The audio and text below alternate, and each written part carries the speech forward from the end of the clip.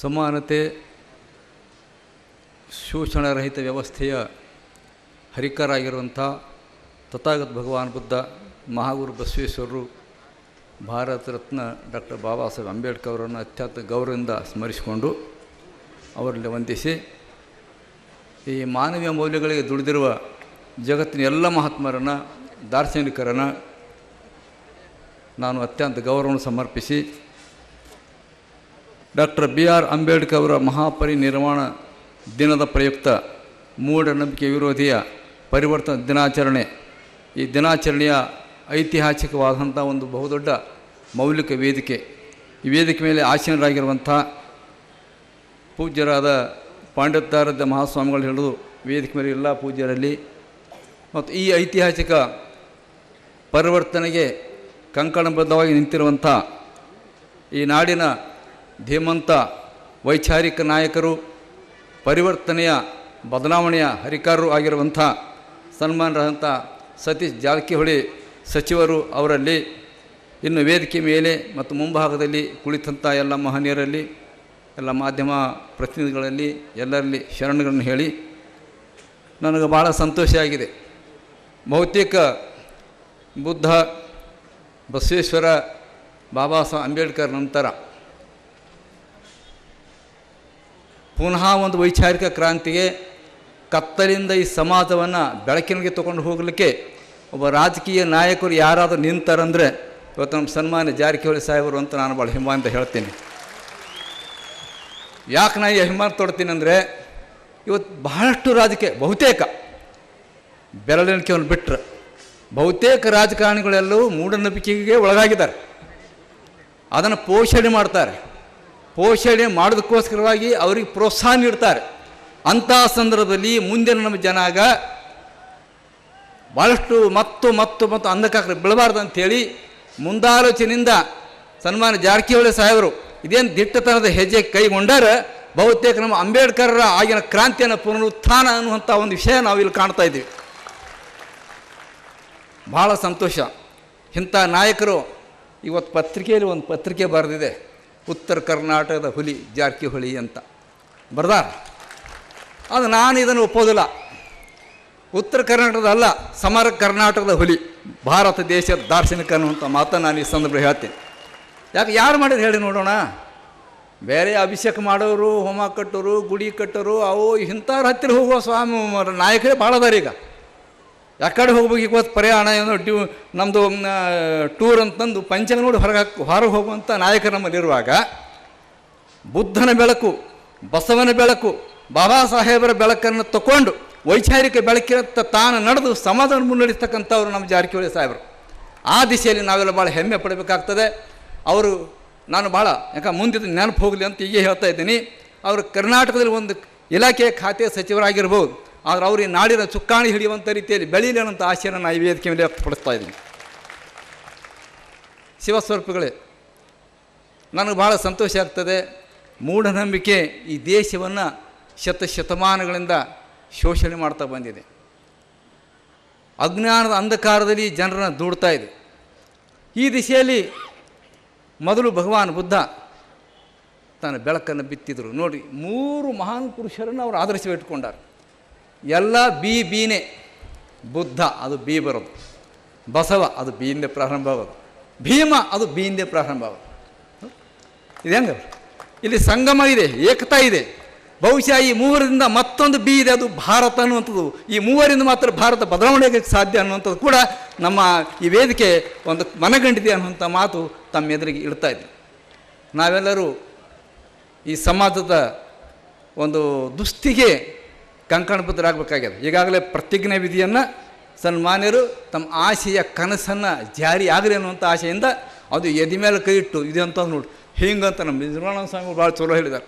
ಹಿಂಗೆ ಕೈ ಇಟ್ಟರೆ ಬೇಡಪ್ಪೋ, ಸಾಕಾಗಿದೆ, ಹಾಂ ಇದು ಬೇಡ, ಎದೆ ಮೇಲೆ ಮನಸ್ಸಾಕ್ಷಿಯಾಗಿ. ಇಲ್ಲಿ ಎದೆದೊಳಗೆ ಮಹತ್ವದ ಚೇತನ ಇದೆ. ಇಲ್ಲಿ ಮನಸ್ಸಾಕ್ಷಿಗಿಂತ ಏನೂ ಇಲ್ಲ. ನಮ್ಮ ಶರಣರಲ್ಲಿ ಒಬ್ಬರು ಹೇಳ್ತಾರೆ, ಒಬ್ಬ ಶರಣರು ಮಹಾನ್ ಪುರುಷರು ಹೇಳ್ತಾರೆ, ಮನವರಿಯದ ಕಳ್ಳತನವಿಲ್ಲವಲ್ಲ ಅಂತ. ಮನದಲ್ಲಿ ಶಿವ ತಾನು ಮನೆ ಮಾಡಿಕೊಂಡಿಹ. ನೋಡ್ರಿ, ಮನ ಮೆಚ್ಚಿ ನಡೆದಾರಿ ಶಿವ ಮೆಚ್ಚುವ ಅಂತ ಹಾಡ್ತಾರೆ. ಮನಸ್ಸಿಗೆ ಸಾಕ್ಷಿಯಾಗಿ ನಾವು ನಡಿಬೇಕನ್ನುವಂಥ ಮಾತು ಅವರು ಹೇಳಿದ್ದಾರೆ. ಹಾಗೆ ನಾವು ಈ ಪ್ರತಿಜ್ಞೆಯನ್ನು ನಮ್ಮ ನೆರೆದಂಥ ಎಲ್ಲ ತಾಯಿಗಳು, ತಂದೆಗಳು, ಯುವಕರು, ಯುವತಿಯರು, ಎಲ್ಲ ಸಮಾಜದವರು ಕೂಡ ಈ ದಿಶೆಯಲ್ಲಿ ನಡೆಸ್ಕೊಂಡು ಹೋಗುವಂಥ ಕಾರ್ಯ ಮಾಡಬೇಕಂತ ನಾನು ಬಯಸಿ, ಬುದ್ಧ ಈ ಜಗತ್ತಿನ ಮೊದಲನೇದು ಈ ಅಸಮಾನತೆ ಅಂದರೆ ವರ್ಣಾಶ್ರಮ ಭೇದ, ಅಂಧಾನುಕರಣೆ, ಈಗ ಬಹಳಷ್ಟು ಮಾತಾಡೋರು ನಮ್ಮ ಮಹನೀಯರು ಭಾಳ ಚಲೋ ಮಾತಾಡಿದ್ದಾರೆ ಎಲ್ಲರೂ. ಅದರಲ್ಲಿ ದೇವರು, ಧರ್ಮ ಮತ್ತು ಜಾತಿ ಹೆಸರ ಮೇಲೆ ಶೋಷಣೆ ನಡೀತಾ ಇದೆ ಅನ್ನುವಂಥ ಮಾತಿ ಭಾಳ ಒತ್ತು ಕೊಟ್ಟಿದ್ದಾರೆ. ನಮ್ಮ ತಾಯಿಯವರು ಭಾಳ ಚಲೋ ಮಾತಾಡಿದ್ರು ಹೆಣ್ಮಗಳು. ಬಹುತೇಕ ನಾನು ಒಬ್ಬಳು ಮಹಿಳೆಯರ ಪ್ರತಿನಿಧಿ ಅಂತ ಅವರು ಭಾಳ ಹೆಮ್ಮೆಯಿಂದ ಹೇಳ್ಕೊಂಡವ್ರು. ಅದು ಮುಂದಿನ ಸಲ ನಮ್ಮ ಜಾರಕಿಹೊಳಿ ಸಾಹೇಬರಿಗೆ ಈ ವೇದಿಕೆಯವ್ರಿಗೆ ಹೇಳ್ತೀನಿ, 50-50 ಮಾಡಿರಿ, ಅರ್ಧಕ್ಕರ್ಧ. ಯಾಕಂದ್ರೆ ನೀವು ಇನ್ನೂ 33% ಕೊಡ್ಬೇಕಂದ್ರೆ ಒದರಾಡ್ತಾರೆ ಪಾರ್ಲಿಮೆಂಟ್ದೊಳಗೆ. ಆದರೆ ಇದು ಅರ್ಧ ಆದರೆ ಏನಾಗ್ತದೆ, ಭಾಳ ದೊಡ್ಡ ಬೆಳವಣಿಗೆ ಆಗ್ತದೆ ಸಾಹೇಬ್ರೆ. ಯಾಕಂದರೆ ಇದು ಹೆಚ್ಚು ಜನ ಎಲ್ಲಿ ಹೆಣ್ಣುಮಕ್ಕಳು ಜಾಗೃತ ಆಗ್ತಾರೆ, ಅವರಿಂದ ಇಡೀ ದೇಶ ಬದಲಾವಣೆ ಆಗ್ತದೆ, ಕುಟುಂಬ ಹಿಡಿದು ದೇಶ ಬದಲಾವಣೆ ಆಗ್ತದೆ.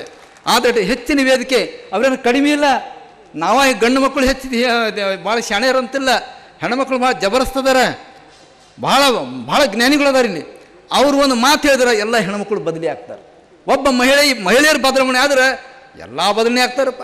ನಿಮ್ಮ ಓಟು ಒಂದು ಕಡೆ ಮಾಡಿದೆ ಅಂದ್ರೆ ಇನ್ನು ಯಾರೂ ಬರಲ್ಲ, ಮ್ಯಾಲ ನೀವೇ ಬರಬೇಕು, ನಿಮ್ಮದೆಲ್ಲ ಮತದಾನ ಒಂದು ಕಡೆ ಮಾಡಬೇಕು. ಅದಕ್ಕಾಗಿ ಹೆಣ್ಣು ಮಕ್ಕಳಿಗೆ ಹೆಚ್ಚಿನ ಸ್ಥಾನ ಮುಂದೆ ಕೂಡ ಒಬ್ಬ ಮಹಿಳೆಗೆ ತಂದಾರ, ಟೆಸ್ಟ್ ಮಾಡೋಕೆ ತಂದಾರ ಅಂತ ಕಾಣ್ತದೆ ಭವಿಷ್ಯ. ಆದರೆ ಮುಂದೆ ಈ ವೇದಿಕೆ ಅರ್ಧಕ್ಕರ್ಧ ಆಗಲಿ ಅನ್ನುವಂಥ ಆಶಯ ನಾನು ವ್ಯಕ್ತಪಡಿಸ್ತಾ ಇದ್ದೀನಿ.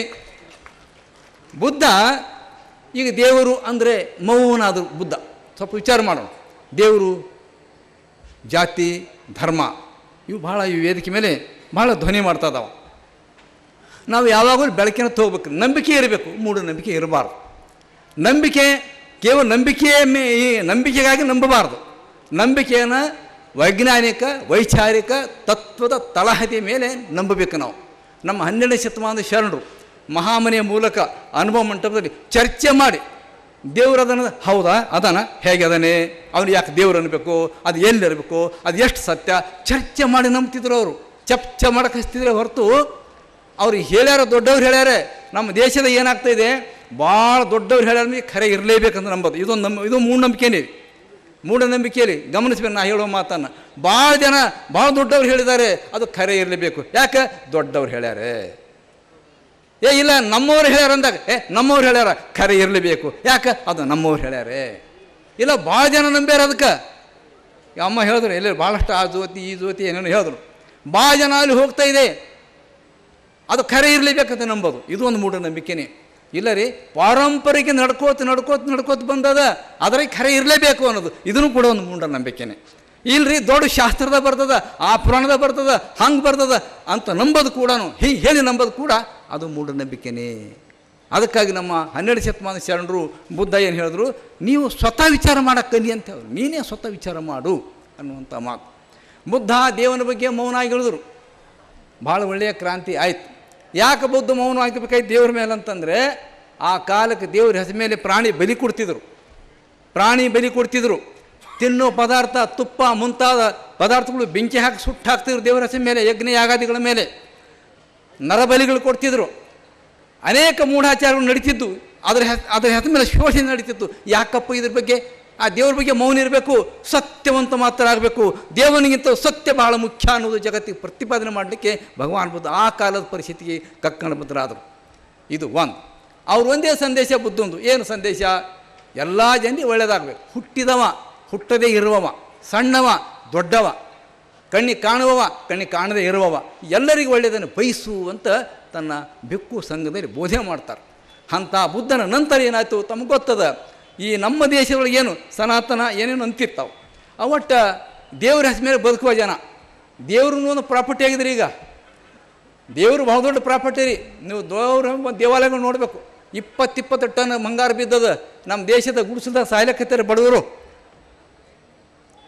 ಬಡ ಹೆಣ್ಣುಮಕ್ಕಳಿಗೆ ಎಷ್ಟು ಶೋಷಣೆ ನಡೀತದೆ, ವಿದ್ಯಾ ಕಲಿಯಕ್ಕೆ ದುಡ್ಡಿಲ್ಲ. ಆದರೆ ದೇವಾಲಯಗಳು 20 ಟನ್, ನಮ್ಮ ನಾಡಿನಾಗೆ ಹೇಳ್ತೀನಿ 20 ಟನ್ ಬಂಗಾರ ಬಿದ್ದಿದೆ. ದಿವಸ ಕೋಟಿ ಹುಂಡಿಗೆ ಹಣ ಬಿದ್ದಿದ್ದು ನೋಡ್ತಾ ಇದ್ದೀವಿ. ಅದರಿಂದ ಭಾಳ ಜನ ದೇವರನ್ನು ಬಿಡೋದು ಯಾಕಿಲ್ಲ, ಪುರುಷ ಯಾಕೆ ಬಿಡಲ್ಲ ಅಂದರೆ ಅದು ಬದುಕುವ ಬಹುದೊಡ್ಡ ಮಾಧ್ಯಮ ಆಗಿದೆ. ಯಾವ ಯಶಸ್ವಿ ಫೇಲ್ ಆದ ಅಂದರೆ ಅವ ಒಂದು ಕಾವಿ ಹಾಕ್ಕೊಂಡು ಒಂದು ಏನೋ ಒಂದು ಮಠ ಗಿಟ ಕಟ್ಕೊಂಡು ಯಾವುದನ್ನು ಕಲ್ಲಿಗೆ ಚಂದ್ರ ಹಚ್ಚಿ ಇಟ್ಟ ಅಂದ್ರೆ ಆಯ್ತು, ಅವ್ನು ಪ್ರಾಫಿಟ್ ಆಯಿತು, ಒಂದು ವರ್ಷ ಆರ್ಭಟ ಸಂಸ್ಥೆ ಆಯಿತು. ಮತ್ತು ದೊಡ್ಡ ನಾಯಕರು ಬಂದರು, ಈ ಗುಡಿಗೆ 10 ಕೋಟಿ ಡೆಕ್ಲೇರ್ ಮಾಡಿಬಿಟ್ರಪ್ಪ. ಇದು ನಡೀತಾ ಇದೆ. ಅದಕ್ಕೆ ಭಗವಾನ್ ಬುದ್ಧ ಯಾಕೆ ಅಂತ ಹೇಳಿದರು. ಆ ನಂತರ ಬುದ್ಧ ನಂತರ ಇವೆಲ್ಲ ಮತ್ತೆ ಬೆಳವಣಿಗೆ ಆದವು. ಆವಾಗ ಬಸವಣ್ಣವ್ರು ಅಂದರು, ಈ ದೇಶದೊಳಗೆ ಹೀಗಾದ್ರೆ ಬಗೆಹರಿಯಲ್ಲ, ಸಮಾನತೆಯನ್ನು ಬರಬೇಕು, ಶೋಷಣರಹಿತ ವ್ಯವಸ್ಥೆ ಮೂಡಬೇಕು. ಆದರೆ ಏನು ಮಾಡೋದು, ದೇವ್ರನ್ನ ಅಲ್ಲಗಳಿದ್ರೆ ಭಾರತ ದೇಶದಲ್ಲಿ ಆಗೋದಿಲ್ಲ. ಹಂಗಂದಾಗ ಯಾವ ದೇವ್ರನ್ನ ನಂಬಬೇಕು? ಅದಕ್ಕೆ ಹೇಳ್ತಾರೆ ನೋಡಿ, ಅಂಬಿಗರ ಚೌಡೇನ ವಚನ ಹೇಳ್ತಾರೆ, ಎಂಥ ವಚನ ಅದು. ದೇವ್ರನ್ನ ನಂಬಬೇಕು ದೇವರನ್ನ. ಯಾವ ದೇವರನ್ನ? ಆ ದೇವ್ರಿಗೆ ಬಣ್ಣ ಇರಬಾರ್ದು, ಅದಕ್ಕೆ ರೂಪ ಇರಬಾರ್ದು, ಅದು ಒಂದು ಜಾಗದಾಗ ಇರಬಾರ್ದು, ಅದು ಸೀಮಿತ ಇರಬಾರ್ದು, ಅದು ವಿಶ್ವವನ್ನೇ ಒಳಗೊಂಡಂಥ ಯಾವುದೋ ಒಂದು ಸತ್ಯ ಏನಿದೆಯಲ್ಲ, ಆ ಸತ್ಯ ನನ್ನೊಳಗೆ ಇದೆ, ಜಗತ್ತಿನ ಹುಟ್ಟಿಗೆ ಕಾರಣ ಆಗಿದೆ, ನಮ್ಮ ಹುಟ್ಟಿಗೆ ಕಾರಣ ಇದೆ, ಅದು ನಮ್ಮ ಹೃದಯದಲ್ಲಿದೆ, ಅದನ್ನು ಮಾತು ನಂಬಿಸ್ಬೇಕನ್ನೋಂಥ ಹೊಸ ಪ್ರಕ್ರಿಯೆ ಮಹಾಗುರು ಬಸವೇಶ್ವರ ಜಗತ್ತಿಗೆ ತಂದರು. ಇದು ನಾವು ಸರಿಯಾಗಿ ತಿಳ್ಕೊಬೇಕು.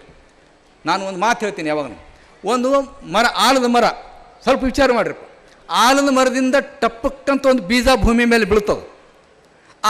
ಅದು ಒಂದೇ ಅಲ್ಲ, ಉದಾಹರಣೆ ತೊಗೊಳ್ತಾ ಇದ್ದೇನೆ. ಆ ಬೀಜ ಬಿದ್ದಾಗ ಆ ಬೀಜದೊಳಗೆ ಆ ಮರ ಹಿಡ್ಕೊಂಡೆ ಬೀಜ ಬೀಳ್ತದೆ ಕೆಳಗೆ, ಹಾಗೆ ಬರಲ್ಲ.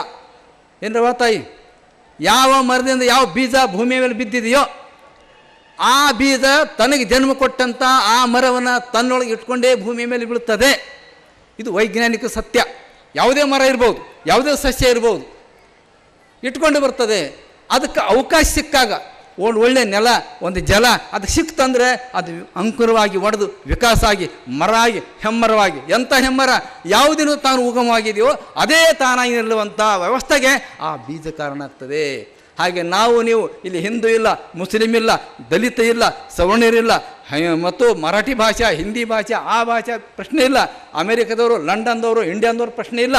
ಇಡೀ ಮಾನವ ಕುಲಕೋಟಿಯಲ್ಲಿ ಜೀವದ ಯಾವ ಸತ್ತಿಂದ ಹುಟ್ಟಿದೀವೋ ನಾವು ನೀವೆಲ್ಲರೂ ಅದೇ ಸತ್ತಿಂದ ಮಾತ್ರ ನಾವು ಹುಟ್ಟಿದ್ದೇವೆ, ನಾವೆಲ್ಲ ಒಂದೇ ಇದ್ದೇವೆ. ಆ ಶಕ್ತಿ ನಾವು ಇಟ್ಕೊಂಡು ಬಂದೀವಿ ಒಳಗಡೆ. ಇದು ವೈಜ್ಞಾನಿಕ, ಇದು ನಮ್ಮ ಶರಣರ ವಿಚಾರಗಳು. ಏನು ಕೊಟ್ಟರು 12ನೇ ಶತಮಾನ ಶರಣರು, ಸರಿಯಾಗಿ ತಿಳ್ಕೊಬೇಕ್ರಿ ನಾವು. ನಿನ್ನೊಳಗೆ ಇದೆ ಎಲ್ಲ ಅಂದರು. ತನ್ನ ಮರೆದು ದೇವರ ಕಂಡಿಯನೆಂಬರು, ತನ್ನ ಮರೆದು ದೇವರ ಕಂಡಿಯನೆಂಬ ಕಾರಣ ಹರಿ ಸುರ ಬ್ರಹ್ಮ, ನೋಡಿ ಹೆಂಗೆ ಹೊಡಿತಾರೆ ನೋಡಿ ಶರಣರು. ಹರಿ ಸುರ ಬ್ರಹ್ಮಾದಿಗಳೆಲ್ಲರೂ ತಲೆ ಕೆಳಗಾಗಿ ಹೋದರು, ಅಧೋಗತಿ ಹೋದ್ರು ಅಂತವು. ತನ್ನ ಮರೆತು ಹೊರಗೆ ದೇವ್ರು ನೋಡೋರು. ಹರಿಸುರರೇ ಅಧೋಗತಿ ಹೋದ ನಂತರ ಇನ್ನೇನು ಪಾಡ ಅವ್ರಿಗೆ ದೇವ್ರ ನಮ್ಮಂಥ ಕಾಲಕ್ಕೆ ಹರಿಸುರಾದಿಗಳೆಲ್ಲವೂ ತಲೆ ಕೆಳಗಾಗಿ ಹೋದರು.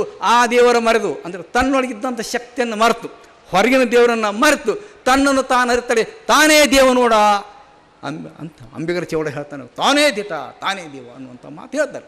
ಈ ಥರ ನಮ್ಮೊಳಗೆ ಅದ್ಭುತ ಶಕ್ತಿ ಇದೆ, ನಾವು ಕಡಿಮೆ ಅಲ್ಲ. ಮಾನವ ಘನತೆ ತಿಳ್ಕೊಬೇಕು ನಾವು. ಮಾನವ ಬಹಳ ಘನ ಅದನ. ಅದಕ್ಕೆ ಭಗವಾನ್ ಬುದ್ಧ ಸ್ವಯಂ ಪ್ರಕಾಶಿತರಾಗಿ, ನೀವೆಲ್ಲ ಸ್ವತಃ ನಿಮಗೆ ನೀನೇ ಪ್ರಕಾಶಿತ ಬೆಳಕಾಗುವಂಥ.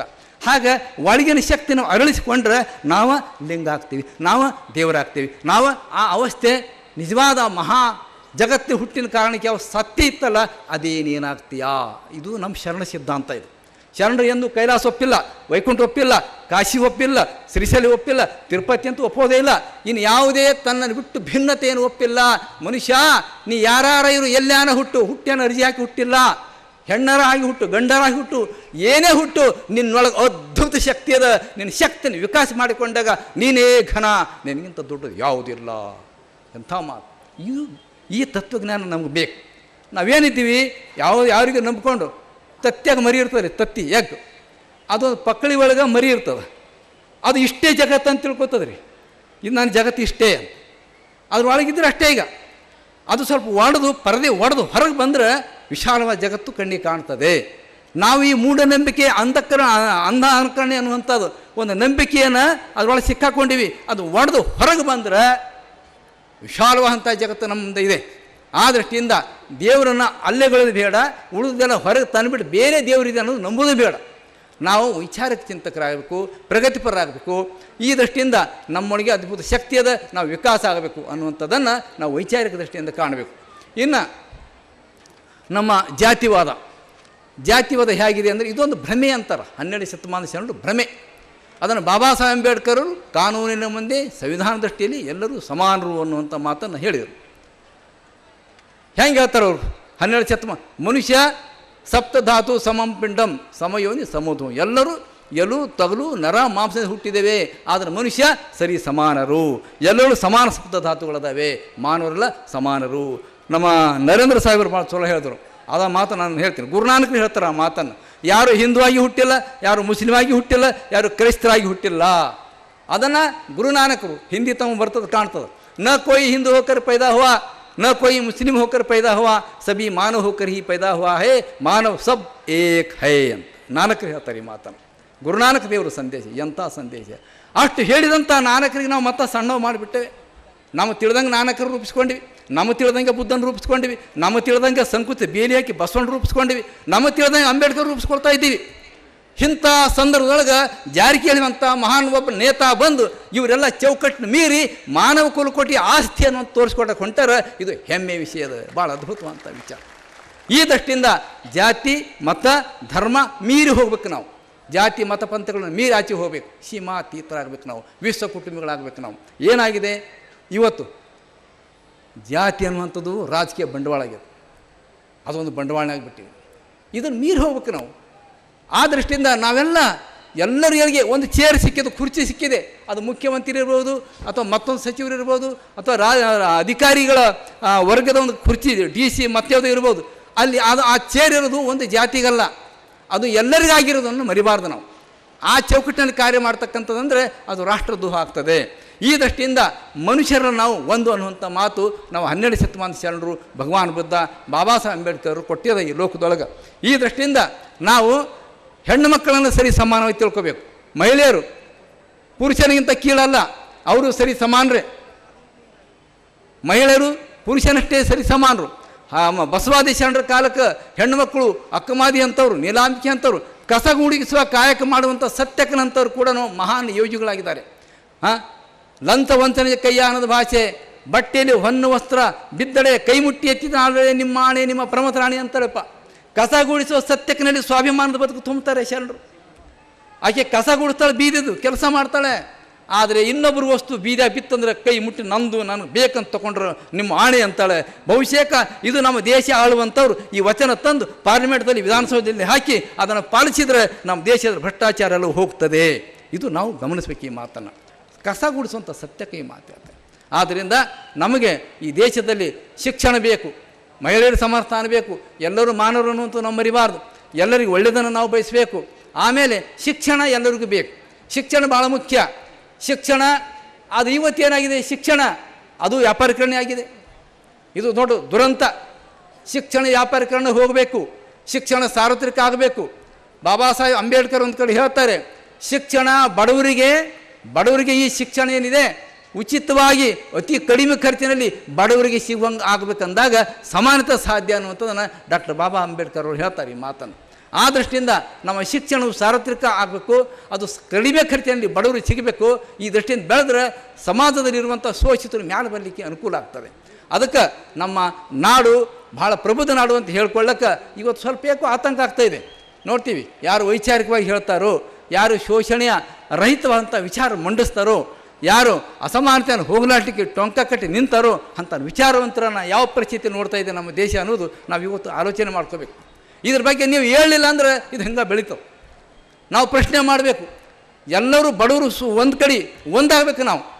ಯಾಕಂದರೆ ಎಲ್ಲಿವರೆಗೆ ನಾವು ಒಂದಾಗಲ್ಲ, ನಾವು ಬಡವರು, ಅಸ್ಪೃಶ್ಯರು, ದಲಿತರು, ಹಿಂದುಳಿದವರು, ಕಡಿಮೆ ಸಂಖ್ಯೆ ಇರುವಂಥ ಜನ, ಮಹಿಳೆಯರು ಇವರೆಲ್ಲ ಕೂಡಿದ್ರೆ 85% ಜನ ಆಗ್ತದೆ. 80% ಜನ ನೀವು ಒಂದು ವಿಚಾರವಂತರಾಗಿದ್ದರೆ ಭಾರತ ಅವಾಗ ಪ್ರಬುದ್ಧ ಭಾರತ ಆಗ್ತದೆ. ಹೊರತು ಅಲ್ಲಿವರೆಗೆ ಪ್ರಬುದ್ಧ ಭಾರತ ಅಂತ ಹೇಳೋಕ್ಕಾಗಲ್ಲ, ಬರೀ ಬೋಳೆ ಭಾಷಣ ಇದು. ಅಲ್ಲಿವರೆಗೆ ಆಗಲ್ಲ. ಆದರೆ ನಾವು ಒಂದಾಗ್ತಕ್ಕಂಥ ಕಾರ್ಯ ನಡಿಬೇಕು.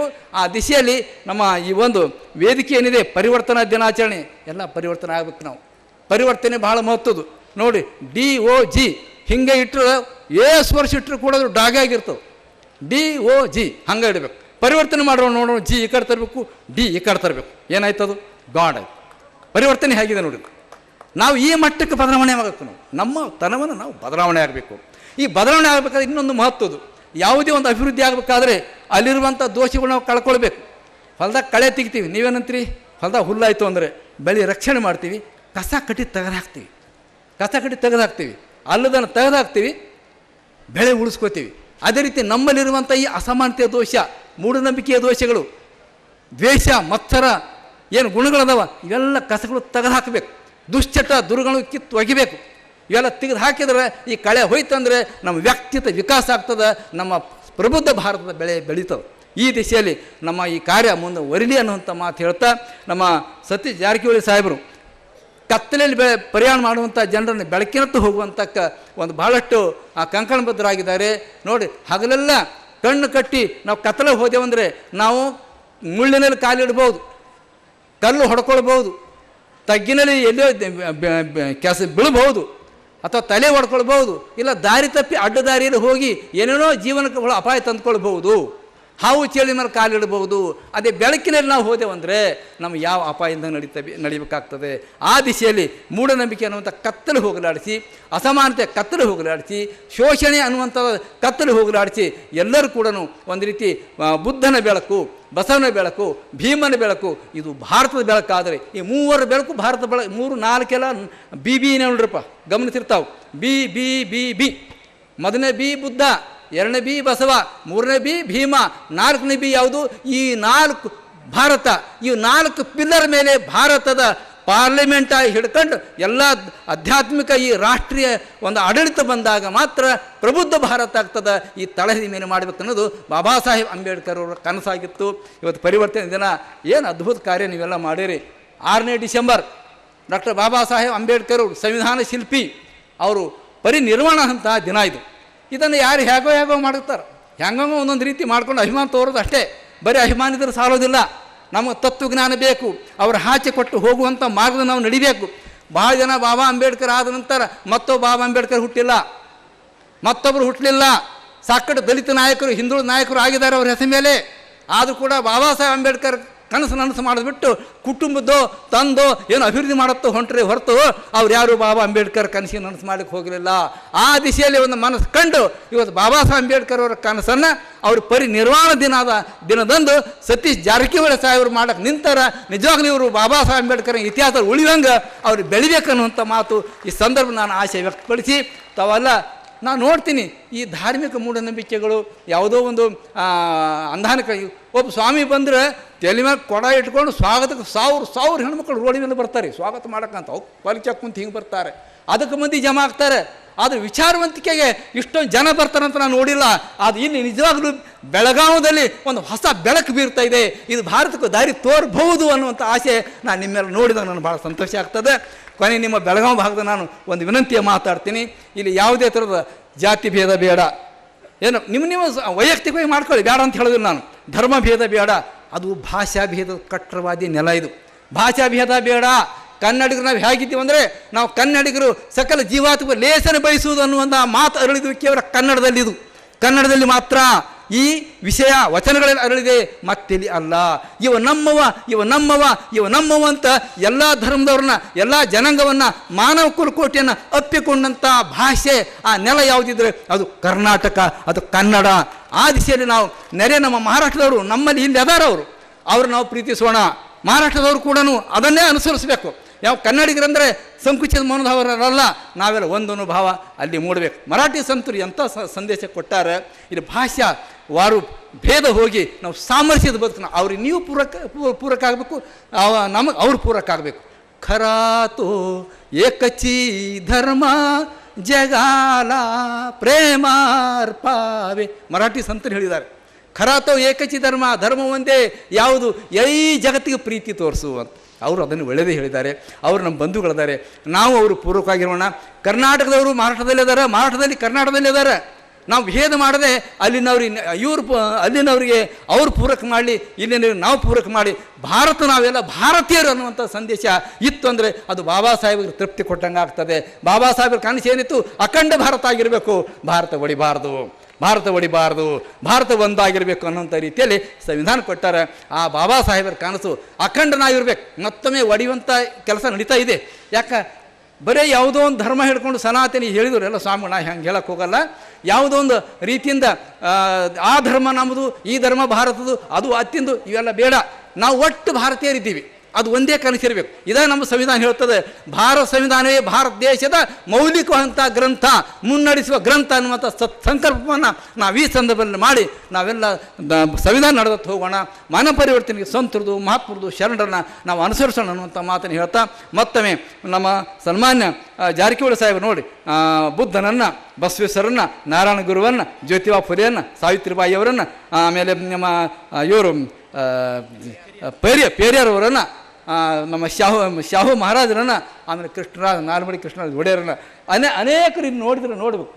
ಎಲ್ಲರನ್ನು ಕೂಡಿಸಿ ಒಂದು ಮಾಡೋಕ್ಕೆ ಹೊಂಟಾರೆ ಅಂದಾಗ ನಿಜವಾಗಲೂ ಭಾರತ ಏಕತೆಗೆ ಎಲ್ಲಿಂದ ಶುರುವಾಗ್ತದೇನೋ ಕ್ರಾಂತಿ ಅನ್ನುವಂಥ ಆಸೆ ನಾನು ಈ ಸಂದರ್ಭದಲ್ಲಿ ವ್ಯಕ್ತಪಡಿಸಿ ಇದನ್ನು ಇಡೀ ರಾಷ್ಟ್ರ ಗೌರವಿಸಬೇಕು, ಇಡೀ ರಾಷ್ಟ್ರ ಈ ವೇದಿಕೆಗೆ ಬರುವ ರೀತಿಯಲ್ಲಿ ಮುನ್ನಡೆಸಬೇಕನ್ನುವಂಥ ಮಾತನ್ನು ಹೇಳ್ತಾ ನನಗೆ ಭಾಳ ದೂರಿಂದ ನಾವು ಬೀದರಿಂದ ಬಂದೀವಿ. ಕಲ್ಯಾಣ ಬೀದರ್ ಜಿಲ್ಲೆ ಬಸವ ಕಲ್ಯಾಣ, ಬಸವ ಮಹಾಮನೆ, ವಿಶ್ವವೇ ನನ್ನ ಮನೆ ಅಂತ ಹೇಳಿದರು ಬಸವಣ್ಣ. ಬಸವಣ್ಣ ಮತಧರ್ಮಗಳು ಕಟ್ಟಿಲ್ಲ, ಅನಂತರ ಹುಟ್ಕೊಂಡವು ಇವೆಲ್ಲ.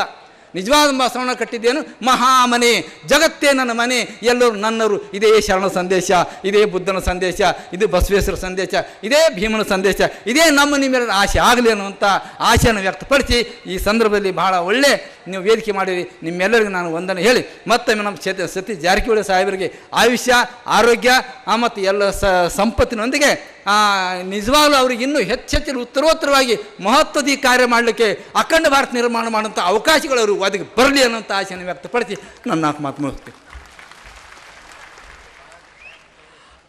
ಬಂಧುತ್ವದ ಸಂದೇಶವನ್ನು ನೀಡಿದಂಥ ಬೆಲ್ದಾಳ ಶರಣರು, ಮಾನವ ಬಂಧುತ್ವ ವೇದಿಕೆ ಯಾವ ಒಂದು ಕನಸನ್ನು ಕಟ್ಟಿಕೊಂಡು ಆರಂಭ ಆಯಿತೋ ಅವರ ಇಡೀ ಮಾತಿನಲ್ಲಿ ನಮ್ಮ ಬಂಧುತ್ವದ ಸಂದೇಶವನ್ನು ಅವರು ಸಾರಿದ್ದಾರೆ. ನಾವು ಏನು ಕನಸನ್ನು ಕಂಡಿದ್ದೀವಿ ಅದನ್ನು ಅವರು ನಮ್ಮ ಪರವಾಗಿ ಹೇಳಿದ್ದಾರೆ. ಅವರಿಗೆ ನಾನು ಧನ್ಯವಾದಗಳನ್ನು ಸಲ್ಲಿಸ್ತೀನಿ.